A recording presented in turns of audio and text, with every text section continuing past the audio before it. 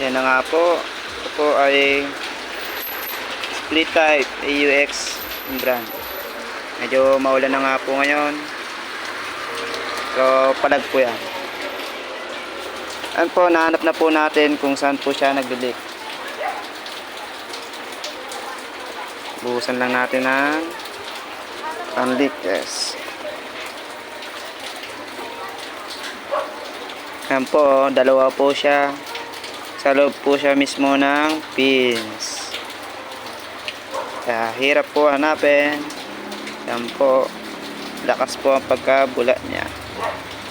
Yan po siya.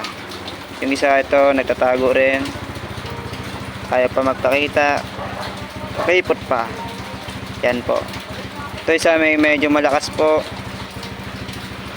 Tapos yung karga po natin kanina is saktong 150. Yan, nabawasan na po siya kasi medyo kanina pa ako nagkarga. Yan po. Sa front side ng ating unit, yan, AUX.